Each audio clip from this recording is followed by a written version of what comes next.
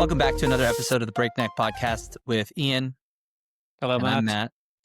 And today we are, well, by the time you listen to this, our viewer, it will be Q2. We will have already had one quarter of 2026 under our belts. And so we have a few reports that are kind of summarizing where AI is going and how its impact on the global economy. And then some new product announcements that I think are very relevant to the conversations I've been having today and this week. Ian, kick us off. We are most definitely living in a state of flux. And because I suppose I'm an engineer, I'm always looking to model things and frame things. And it's been a couple of reports and a couple of product announcements that are helping me put some shape to the shift. I haven't been through anything like this quarter in terms of the amount of change, the amount of things that are crystallizing in terms of delivering business value. And so what I'm trying to do is find the pattern in that. And so I read and listened to a couple of things in the last week, which have helped me in that regard. First one I'm going to reference is the Stripe 2025 letter. And always an interesting read. I was less interested in kind of the advertisement of the performance of Stripe. I'm more interested in kind of the macro situation and the lens through which they have been looking at it. So I kind of said things are changing. We're in this state of flux. And they came up with some interesting numbers in this macro view that I want to share with you to try and frame things. So they talk about competitive markets are like a sorting machine, right? It's like, who are the high performers? Who are the low performers? Let's push the resources towards the high performers. And one way of looking at that they reference is e-commerce versus bricks and mortar. We've seen this bifurcation that continues. So the growth in e-commerce, I think, is around 30% versus retail. I forget the exact number, but I think it was sub 10%, maybe 5%. So it's very natural for us to think digital versus bricks and mortar. But it's happening across multiple dimensions. A simple example is point at which businesses become global. So McDonald's waited 27 years to go to Canada.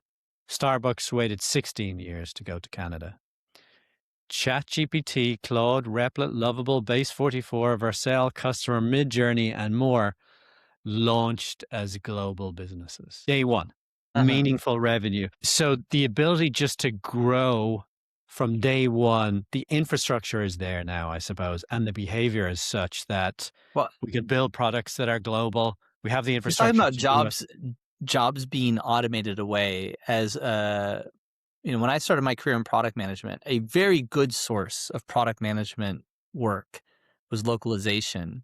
So, we want to go to Japan, we gotta localize the whole app, which is in many cases meant, and I've built these docs before, writing down every single piece of text in your application and making sure that it was correctly translated and that you had a flag in the product that would correctly assess the geolocation of the user and then serve the localized text. And I don't know, I haven't done that in a long time personally, but I mean, as far as 2011, that was a huge issue. And then you had to, every time you did a text update, you had to.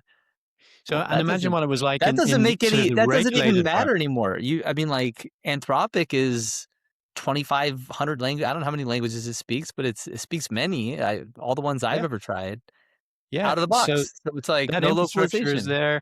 Think about payments. I mean, Stripe obviously will lay claim to enabling this, but the ability to go and accept currencies, multiple currencies from day one at essentially no incremental cost is ridiculous. So what does that mean in terms of a 2025 company versus a 2024? And this is referencing data from Stripe.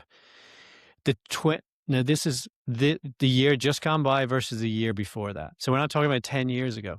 The 2025 cohort of companies on Stripe is growing 50% faster than their brothers who are simply a year older, the 2024 cohort. So the rate of growth of that particular cohort is 50% faster in 12 months.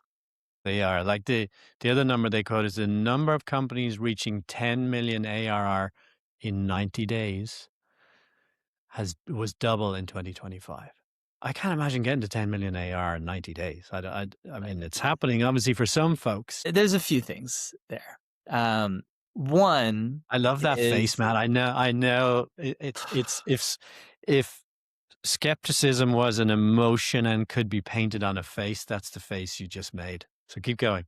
I have synesthesia for skepticism. There's a correct way to record business performance, which is your future weighted, your future discounted cash flows. What if I borrowed $100 today to incrementally to either fund this business or incrementally increase it, and I had to pay interest on that $100 for as long as it took, right? Like, what would my returns be in terms of the cash payment back to taking this loan to Mhm. improve my business, right?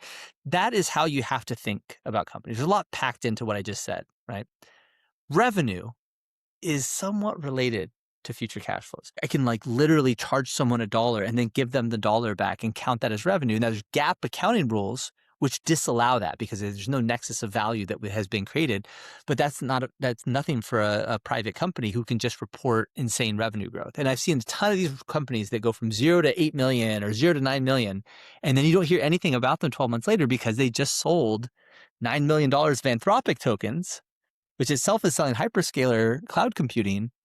And if I sell someone $10 million of Anthropic tokens and I pay $10 million for the Anthropic tokens, or maybe I pay $100 for the Anthropic tokens and I sell 20 million of them and I bake the rest up with venture capital. There's a lot of those games. And it's just, I get why it's done, but it's insane. I don't agree. You and I both have run quite a few businesses that have taken external capital to build something and lost a lot of money, often selling at a loss, let's say, until we work out how to make a profit. The reason I'm so excited about the 10 million in ARR number as a quote, the growth, that's an indication of demand. The challenge, of course, is then to do that efficiently and make money out of doing that. If you're having 50% more companies growing, faster than the prior cohort from 12 months. That means the demand is there. There was latent demand, and then the price has dropped presumably. And we're not exactly selling like for like products, but even if we were, the price has dropped, and you're seeing that growth rate. So what that means to me is the purchasing behavior. So demand is there, and then you need the purchasing behavior, right? Like, okay, cool, I'd love this thing. Oh, but you sell it this way, or that's how it works, or that's evaporated that kind of friction in the purchasing process to a point that I've never seen before. You don't get to 10 million in AR of consumers typically for most of these businesses. They're selling to other businesses. So there's real value being transacted and in a way that companies can actually buy it, which often takes a lot longer to happen. Look, I think Anthropic is clearly providing an incredible amount of differentiated value. I'm not buying cloud computing from Anthropic. I'm buying Claude, and Claude has a cost basis. And so, the most pure method is, okay, what are your marginal costs of provisioning? So that's your price you're charging me, which right now I'm paying the $200 Claude Max, which is great. I think it costs Claude, if someone's really maxing out your Claude Max subscription, maybe $5,000 of inference. Now, very Mhm. few people do. I'm sure I don't hit I don't like absolutely keep it maxed out 24/7. But if I did, maybe it would be cost 5,000. And maybe the way I use it, I only spend $170 worth of tokens and they charge me 200. And they think, okay, I'm giving this guy locked in. I'm certainly like becoming addicted to Claude. And the Claude Max subscription helps me get there. So there's a lot of, even if they're not making enormous margins on the inference, there's still such a transformation there that it makes sense. But I think one thing we've seen, and everyone's waiting for the cloud bubble to pop, and I think I wouldn't look at Anthropic as the cloud bubble popping, but what I've heard is a lot of the valuations of people who are wrapping or reselling AI, right? Now, let's say something like Cursor. Cursor, you buy Cursor credits, and then they go right over the wall and buy Codex or not Codex, but the OpenAI model Yeah. or Claude. Um, Now, if you look at their metrics, and if I look at my, how much my Claude API costs directly, let's say Cursor did a little funny business, and this is going to happen. Like we're going to have a bubble in this if we keep talking about revenue. And I know we're probably way off the topic that you wanted to No, talk no, about keep today, going. but Yeah. I think this is worth it. Like looking at all these metrics because this is how you get a bubble. Let's say that Cursor said, we really need to juice our metrics, and so they just kind of like left it out there that they, instead of charging $1 for this many tokens, they charge 98 cents or 92 cents or 84 cents, right? Well, what would a rational person like me do? I'm like, well, I pay $5,000 a month in inference for Claude, but if I use it through Cursor to do coding, it's basically the same interface, but it only cost me $4,000 a month. I've seen a lot of that over the years. Not, I don't do that, Yeah, but but like it here happens quite yeah. often. And then people say, "Oh, look at my revenue; it's scaling." It's like, yeah, because you're subsidizing people for a non-transformative use. You know? So, yeah, I agree with that. So Cursor, maybe not a bad example of a wrapper, right? My sense in the last 6 months is there are less and less wrappers out there. WRAPPER. Uh, I haven't seen Pact in a while, but the stuff that we're working on is AI forward, AI native, but it's a lot more than a wrapper. There has to be a transformation. There has to be a non-trivial transformation. If you Yeah. just take, hey, I'm doing, some application, it requires storage. So instead of you paying for that storage from AWS, you buy it from me, and then I buy it for AWS for you, right? The less transformation is, the less differentiation and Hmm. durability there is to that business. And so you have to discount future cash flows very low. And we saw that with Cursor. Cursor was the hot thing, had a $9 billion valuation, and then Claude Code came along, and then Codex came along. And I don't hear much about Cursor anymore. And I'm sure there's still people paying that, but no one believes that's durable. So number one, their margins probably weren't fantastic if they were just reselling tokens. Number two, their durability, so their future weights for cash flows. This is all just me advertising that we should just talk about future weighted cash flow if we're thinking about evaluating businesses. And always keep in mind that if you use something like revenue, number of employees, logos, those are all just ways of estimating how much cash is this company eventually going to return, because that's the game. Yeah, we'll get back on track in a second, so to speak. But it's going to be interesting to see when the product, the life cycles of these businesses, I think, are going to be shorter. Cursor is a good example. I know Cursor is actually still doing pretty well, at Yeah. least the numbers they're talking about. But it feels like Replit might be another example. These feel like fashionable businesses. Fashion's always an interesting thing to me. We see these trends that come through and they spike, they go through the roof, and then 3 years later, we're like, oh, do you remember that brand? And you're like, I totally forgot about those. I think we're going to get that spike, that trend, that fashionability of probably use cases and value. And so these businesses might run their course in 24 months. Yeah. And it's going to be And we're, interesting from a and discounted cash flow perspective, how basically the returns, how you think about that. one of the categories of products that's crushing right now on that fast ramp, which is real, absolutely real, is products that are the default for Claude Code. Let's say you need some type of infrastructure, and hey, I need to host it. It's gonna, or I need to serve this, or I need to send a text to somebody.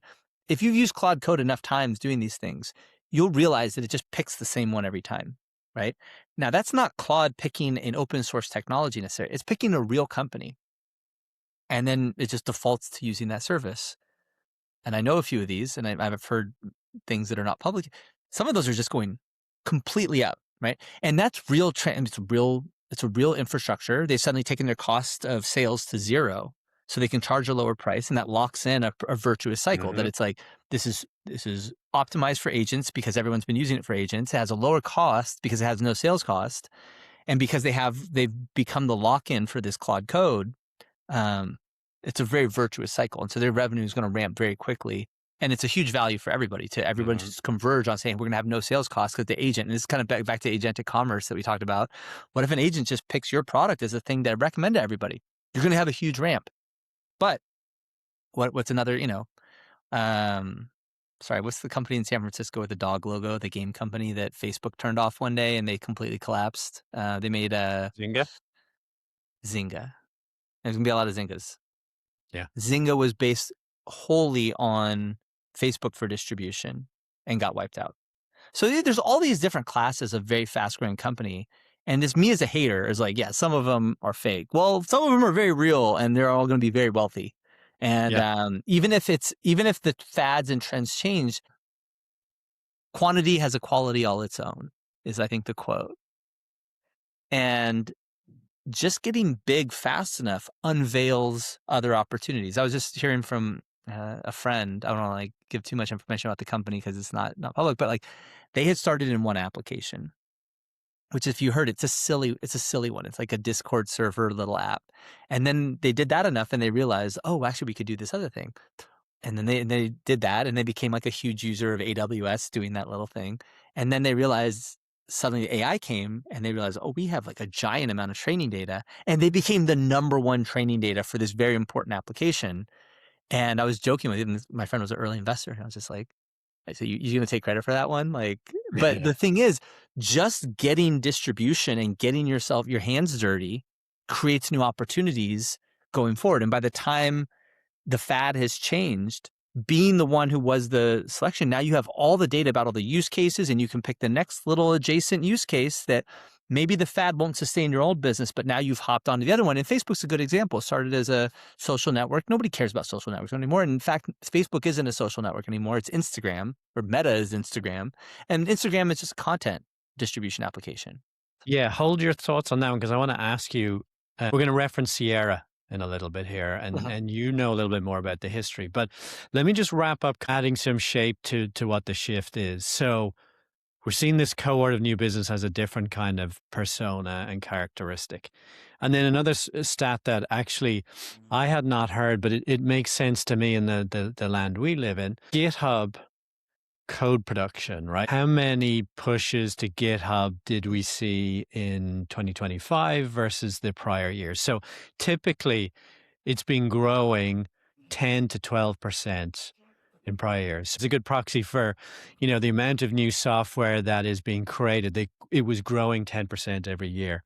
Last year, well, actually, Q3 24 to Q3 25, it grew 40%.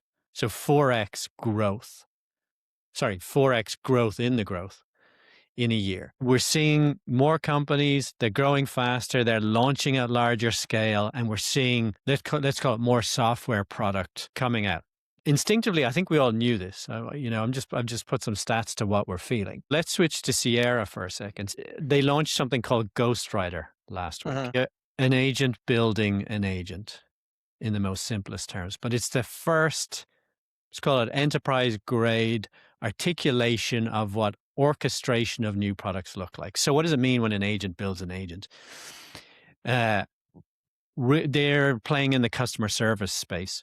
What they're doing is they're giving you as a customer the ability in spoken word, if you like, in images, in whiteboard sketches, to tell Ghostwriter what your agent needs to do. It is the first enterprise version of that kind of vision.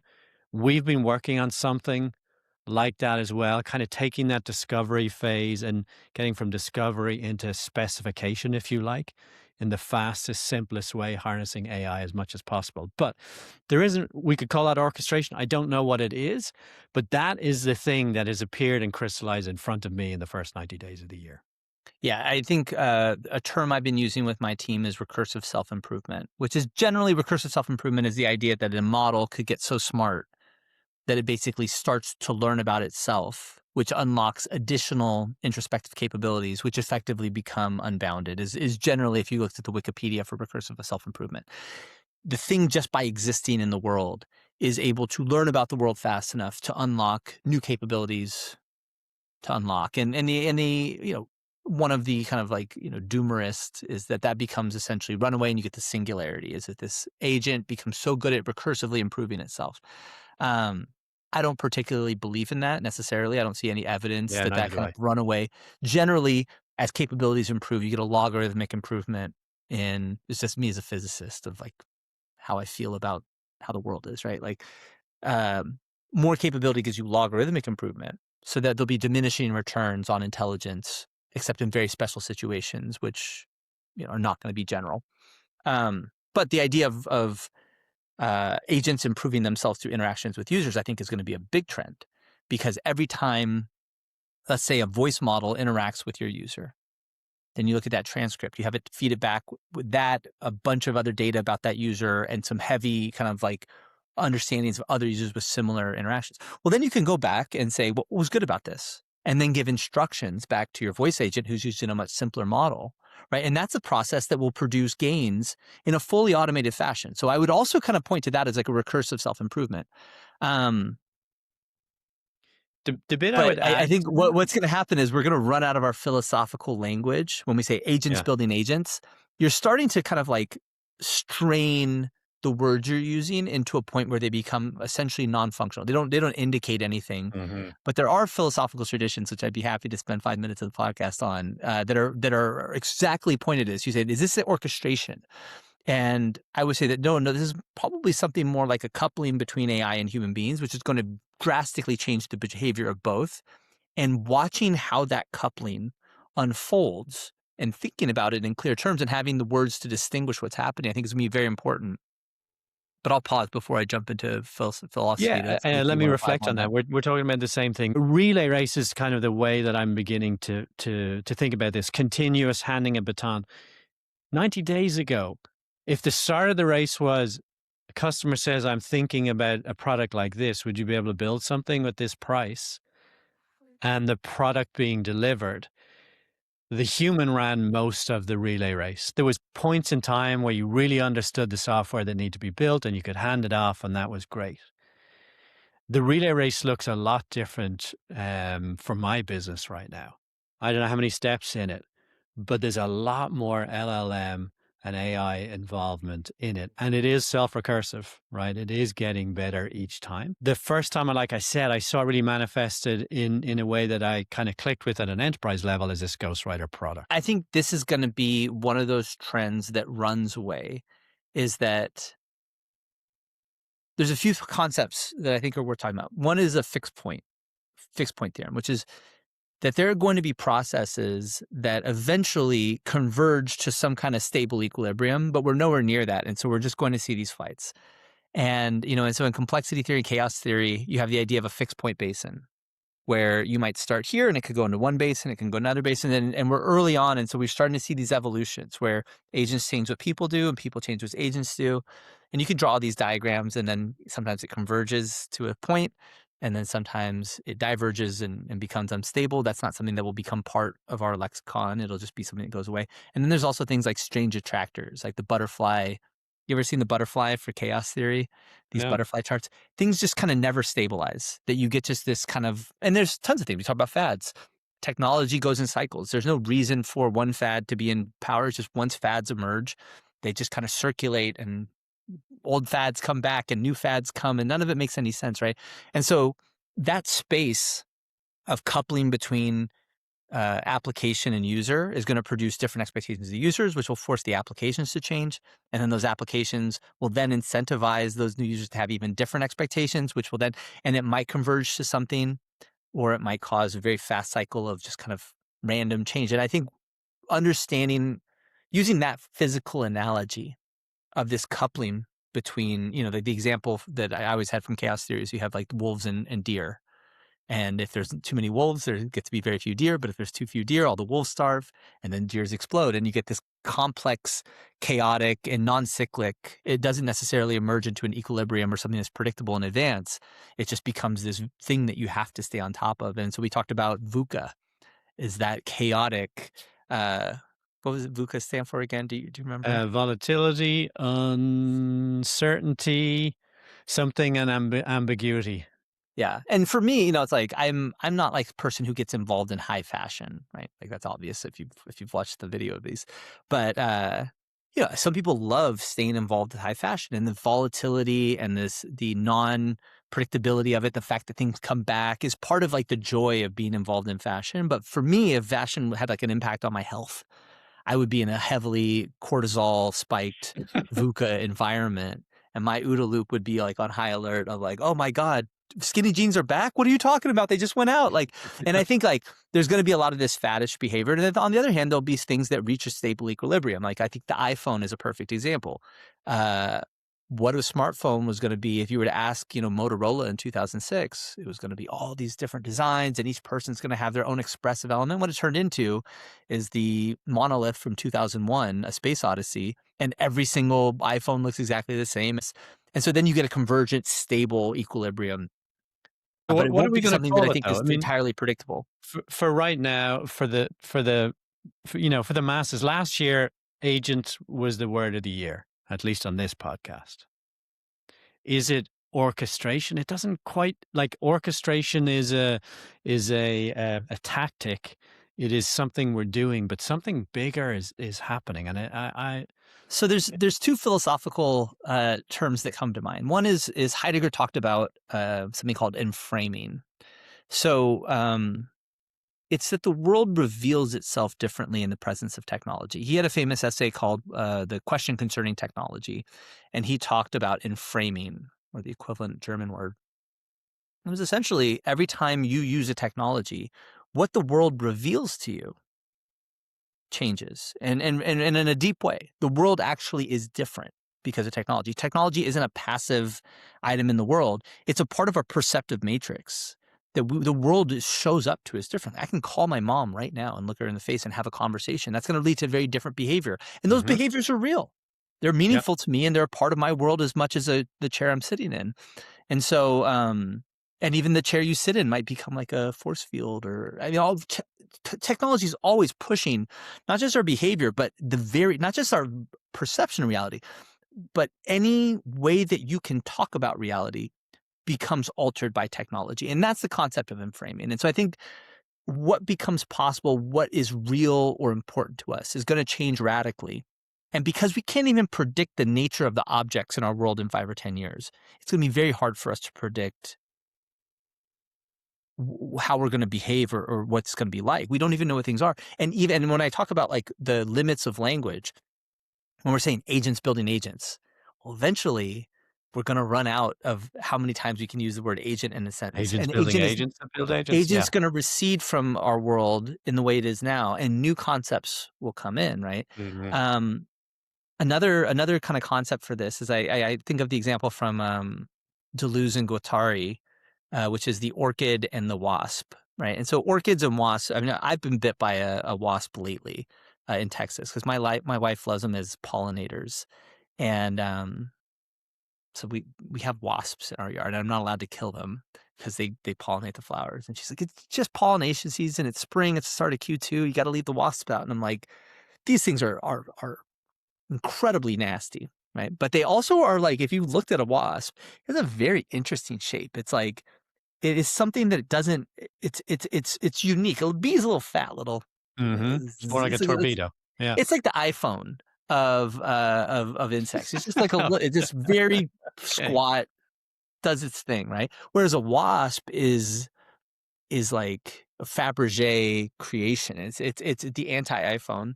And one of the points they make in A Thousand Plateaus is this coupling between the orchid and the wasp. It stopped being the orchid trying to imitate the wasp, or the wasp trying to conform and make its body such that it could pollinate or get activity to these flowers. Eventually, that mutual coupling uh, basically we would say deterritorialized. There was no kind of dominant coding for us to describe what's happening in that situation. It's neither parasitism or mutualism. Like to actually understand why a wasp and an orchid look so distinct out of all of the creatures in nature is because they've actually deterritorial. They've gone off the radar. We don't really know. It's just this mutual interaction that's taken flight, is how they describe it. It's this thing that just projects out and comes somewhere new. And to use the idea that the wasp is imitating the orchid or vice versa simply just becomes non-meaningful. And we've deterritorialized that top-down understanding of imitation into something that is just, oh, okay, it's the wasp and the orchid. They're just off on their own. You know what they look like, but your understanding of what produced that just isn't conformal to something like So the I bee. love the analogy, but are you saying that, I said we're in this state of flux. We're trying to work out what it is. We're trying to put something on it, frame it.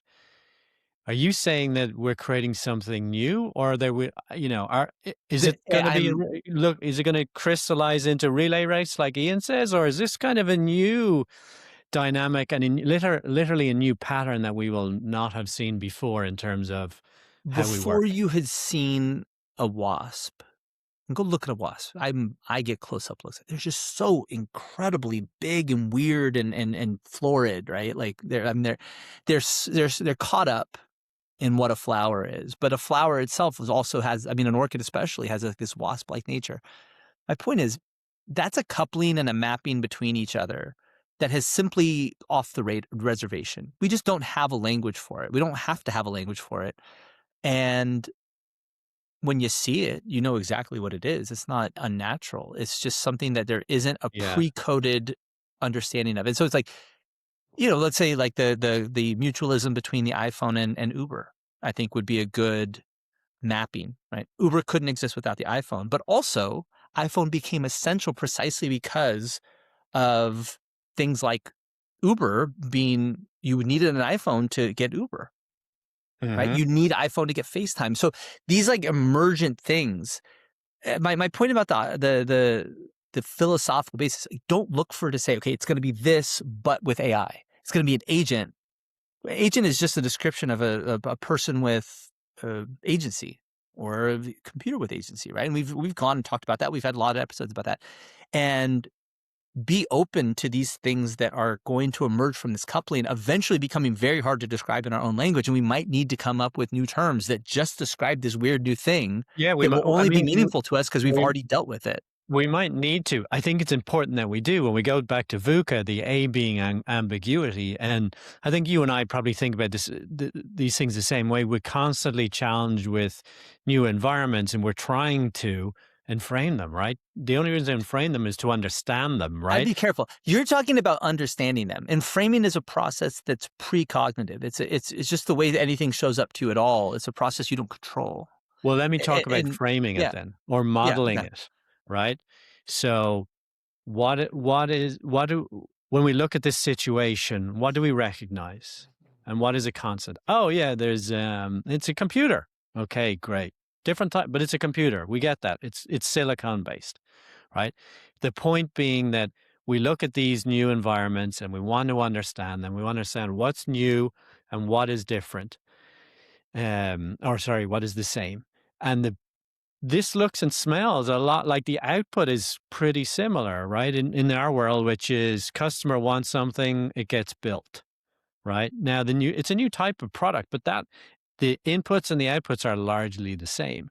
So, but I'm trying to understand and internalize this, a model for what we're doing right now, because that's going to give me advantage. It's going to give our business understanding that others won't have. And we have this advantage, you and I and many of the other people listening to this, and then we're at the coalface. We're receiving the signal. Mhm. And now we're trying to decode that signal into something that we recognize and then something that is new. So it's not a good enough answer for me, Matt, when you say, just go with the flow. It might be a totally new thing. We might No, never know I what it am is. offering that. Like, there's going to be many things that are roughly a slightly modified version of this root process that we already understand, and and then there are going to be things that don't make sense, but you Yeah. still understand what they are and how they work and the value they provide, and simply will resist any effort to predict them by saying it's just this for this, right? Like there's like Uber for dog walking. Like there's this model of VC where it became just paint by numbers. It's a permutational exercise of addressing every possible vertical SaaS opportunity in succession. And there's going to be 5 for each. And if you got the category king, you get all the profits. And if you didn't, you get second place, you get okay very much. And I think what we saw with AI is a process where like a company like, we were talking about why one senior VC was fired. Like he was let go. I mean, he was a big shot. It probably should have been enrolled for another 10 years, and he got like, oh, he didn't get into either Anthropic or OpenAI. Why didn't he get into OpenAI? Because it didn't look like it didn't look like a company. It wasn't a company. It was a fucking nonprofit, right? And so when you say decode, like that is a specific way of perceiving the world, and weird stuff is coming. I think needs to be part of that ambiguity. Like you need to not say that everything's gonna make sense. It's not making sense because you haven't done a good enough job classifying it or examining it. It doesn't make sense because it doesn't make sense. Is like a perfectly fine answer to the world. And like I think when I don't know, you do physics, like you suddenly get to stuff like quantum mechanics, and you're just like, It just is what it is, man. I've thought about that for 20 years, and that's all best I can say. It's world's Yeah, weird. Can't that's help it. that's not the way we work in engineering. We're like, here's an input and here's an output, and the bit in between is a black box. We'll work out. Oh, yes, that's how that works. So we operate at a slightly different scale than physicists. Um, but that said, what did you hear, see, or experience this week in the world of AI that you wanted to highlight? You first. I mean, the open clarification of Claude is really what I saw. Yeah. I've forgotten the names of the different things, but It just released a ton of features, yeah. open clarification is exactly what they've done. It's sort of a grown-up version of OpenClaw. I don't think they're there yet, but it's really interesting to see how quickly they've responded. They're validating the approach and the model. It's like, yep, Mhm. this is we've all just unlocked something new. Off we go. I think orchestration probably is a good umbrella title or term for what they're actually doing. Yeah, I definitely noticed that, ton of features. It's basically reaching parity, which is, hey, people wanna interact with Claude Code from their phone. Yeah. Another kind of negative thing for OpenAI this week, that's my thing, is the shutdown of Sora, which you guys already mentioned. Hmm. And, they Why were is it saying there's negative? well, I mean, it was, they spent probably $2 to $3 billion, launching it, if not more, and then they shut it down. So definitely not a win in their bets. And they have also kind of around the same time announced that they're going to focus much more on enterprise, and so that sort of was certainly a consumer play. So a shift in away from, the idea was that 800 million users or however many they have now, OpenAI was the winner in consumer, Anthropic was going to be the winner in enterprise, but consumer is the much bigger market, and this is a shift of OpenAI abandoning where they had advantage in some sense, like a position, and trying to chase Anthropic where they're strong, which not great for OpenAI. That'd be my assessment. Yeah, I have a slightly more optimistic view of that one. I can't believe they looked at Sora and thought it was going to be a success in that particular packaging. I saw it as a vehicle to explore this ability to communicate things with video. Hmm. And so this ability for a human to say something and get a video output and learning that, I think they're probably the leaders. I haven't looked at Midjourney and others in probably 90 days, so I don't know exactly where the competitors are. But you know this, I'm a huge fan of the idea of multimodal and one of the outputs available to us being video. This idea of, quick example, get to the end of the day, you say to Slack, hey, what happened today? I'm on the subway and you watch a little video and it's excerpts from, I don't know, from meetings or it's visualizations of things that were described. That's coming. They have the I think lead, I it's think, in terms of technology definitely on a that. preview of the future, but it probably, there was a similar retrenchment that's less public because they didn't have a consumer app. Like Gemini and other applications have really upped their rate limiting, or they've Mhm. restricted the rate limiting and made it harder to generate video on Gemini. So other applications done the same thing. And I think two things happen simultaneously. They realized it wasn't the next big thing.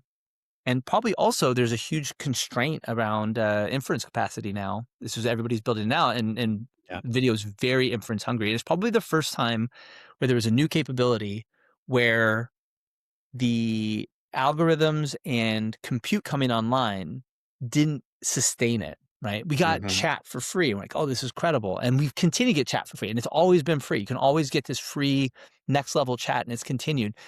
Image generation, much to the same extent, although the image generation is but video, it was just the type of video generation that would be meaningful to me is not going to be available at a price point I would consider. And I think that's the first time we just haven't met. I still create lots of images all the time as part of workflows, and it's emerging. It's more of it. I create documents, I create slideshows, all that stuff. But video, it's kind of like there's the capabilities there to make. I mean, honestly, feature length videos Yeah. probably, and it's just it didn't quite get there. It's too expensive. It's too needy, and the I value also isn't think there. the And demand it's wasn't there. I mean, exactly the logic is there, and probably was actually a good bet on a weighted basis. yeah, I would But at agree. the same time, when your bets fail, you don't get like credit. You No, you know. don't. No, you don't. All right, All Matt. right. Well, we will wrap it there, I guess. Thanks, Ian. See you All next right. time. Talk soon. Bye bye.